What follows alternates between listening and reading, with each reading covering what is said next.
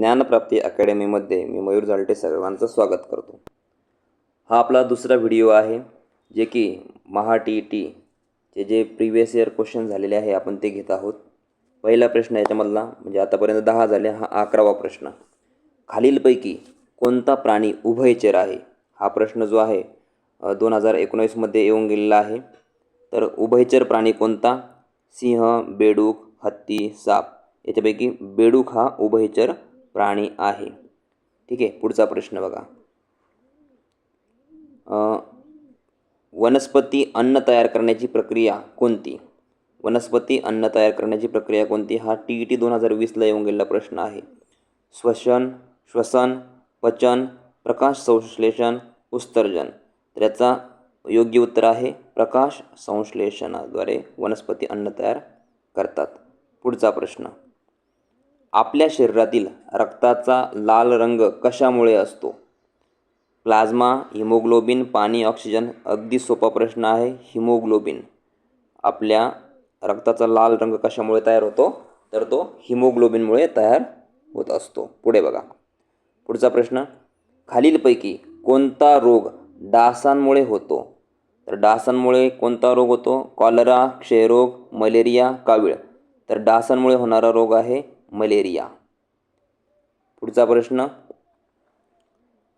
बघा।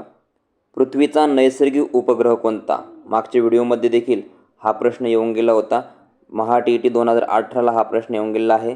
तर पृथ्वीचा नैसर्गिक उपग्रह आहे चंद्र। ठीक आहे, पुढं अगदी सोपे प्रश्न आहे। जलसंधारण याचा मुख्य उद्देश काय? 2023 ला हा प्रश्न येऊन गेलेला आहे। जलसंधारण पाणी वाया घालवणे, पाणी साठवणे, पाणी गरम करणे, पाणी प्रदूषित करणे। शक्यतो प्रश्न बघत असताना त्याच्यामध्ये ऑप्शन जर उत्तर समजत नसेल तर जे ऑप्शन दिलेले आहेत त्याच्यामध्ये पॉझिटिव्ह सेंटेन्स कोणता आहे हे शोधायचं असतं। जलसंधारण म्हणजे पाण्याचे संवर्धन करणे, पाणी साठवणे। काय उत्तर आहे त्याचं? पाणी साठवणे। पुढचा प्रश्न बघा। खालीलपैकी कोणता सण शेतकरी आणि बैलाशी संबंधित आहे? 2020 ला हा प्रश्न येऊन गेला आहे। मागच्या व्हिडिओमध्ये देखील हा प्रश्न होता। सारखे प्रश्न येत आहे म्हणजे ते महत्त्वाचे असू शकतात। तर शेतकरी आणि बैलाशी संबंधित कोणता आहे? पोळा हा सण आहे। ठीक आहे, पुढे नंबर 18चा प्रश्न आहे। मानवी शरीरात श्वसनाचे कार्य कोणता अवयव करतो? मेंदू करतो का? यकृत, फुफ्फुसे, मूत्रपिंड। तर श्वसनाचे कार्य करणारा कोणता अवयव आहे? फुफ्फुसे। पुढचा प्रश्न। खालीलपैकी प्रदूषण कमी करण्यासाठी कोणता उपाय योग्य आहे?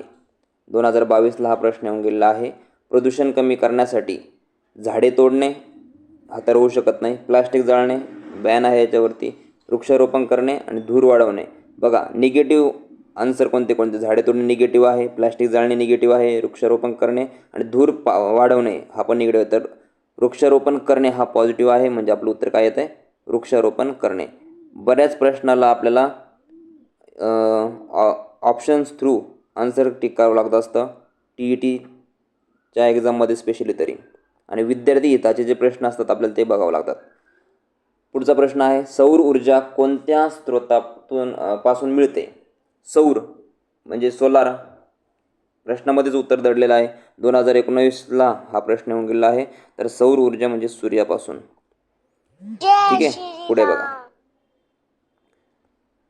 हां ठीक आहे, धन्यवाद। या ठिकाणी प्रश्न संपलेले आहे। धन्यवाद।